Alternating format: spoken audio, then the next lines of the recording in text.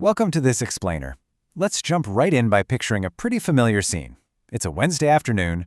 We've got Sophie and Matt, an Aussie couple in their early 40s, sitting in their car waiting to pick up their daughter after an extracurricular activity. You know the drill. It's that typical midweek lull. Out of nowhere, Sophie turns to Matt and says, "Someone at work mentioned they opened an SMSF." Now, Matt leans back, a bit skeptical, and replies, "I hear that term all the time, but honestly, who actually checks all of that?" And look, it's a completely fair point, right? When it comes to a self-managed superannuation fund, who is literally making sure all the rules are followed? So, Sophie pulls out her phone, searches online and says, looks like the ATO's involved, and they mention audits and compliance. Then she asks the golden question, the exact one we're unpacking today. So what exactly would the ATO actually check? Is there some kind of checklist?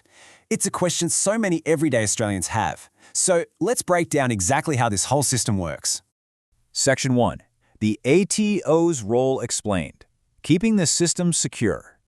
To actually answer Sophie's question, we need to look at what the ATO does. They've regulated these funds since October 1999. But there is a massive misconception here. A lot of people think the ATO is going to be breathing down their neck, micromanaging exactly what shares or property they buy. But the fact is, the ATO doesn't determine whether your investments are appropriate. Their primary function is simply to ensure that trustees are acting in accordance with their legal responsibilities. And that brings us to a word that can sound, well, a bit intimidating: compliance. But really, compliance just means following the rules and processes that maintain order. Think of it like getting your car serviced. There are just basic checks you've got to do to keep it running safely on the road. Having rules doesn't make an SMSF negative or excessively complicated.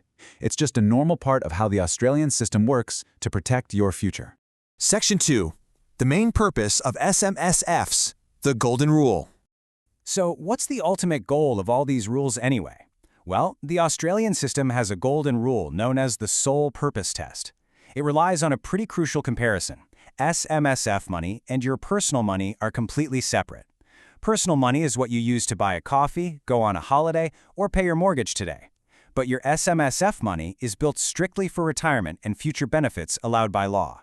The absolute key here is this exclusivity of purpose. You cannot use your SMSF for immediate personal gain today. If a fund provides a current day benefit to a member at a cost to the SMSF, say buying a holiday house that you actually holiday in, that goes entirely against the core purpose of providing for retirement. The ATO checks to ensure this boundary is completely respected. Section 3. The Compliance Checklist, Routine Maintenance. Let's circle back to Sophie's question about a checklist. We can reframe these regulatory requirements into a really straightforward, practical checklist. Think of it as routine maintenance. First up, keeping accurate records of your fund's decisions and transactions. Second, lodging your annual returns with the ATO, just like your personal taxes. And third, completing an annual independent audit. It's an orderly, very sensible process. And speaking of keeping accurate records, the magic number you'll want to remember here is 10. Things like minutes of meetings and records of trustee decisions must be retained for a minimum of 10 years. It's a really simple rule, but absolutely vital for staying organized. Let's look at how this builds on that idea of routine maintenance. Step 1. Every single year, an approved ASIC registered auditor reviews the fund. They are essentially an independent set of eyes making sure the rules are followed. Step 2. The ATO monitors that conduct. Independent checks are literally just standard safety mechanisms built in to keep the entire superannuation framework secure. Now you might be wondering, why does maintaining all of this compliance matter quite so much? Well, the numbers tell the story. If you follow the rules and maintain a complying fund, you benefit from a concessional tax rate of 15%. But if a fund becomes non-complying by breaking the rules, it can be taxed at the highest marginal rate of 45%. That stark contrast really shows the incredible value of simply doing the right thing and keeping everything in order. Section 4. Finding the right support. The really great news here is that you don't have to navigate all these responsibilities on your own. Understanding these rules should make you feel informed, not fearful. And that's exactly why having the right professionals in your corner makes all the difference. Wendy Super Accounting specializes in SMSFs, accounting, and compliance. They help everyday Australians, just like Sophie and Matt, understand their responsibilities clearly, ensuring they avoid unnecessary mistakes and headaches.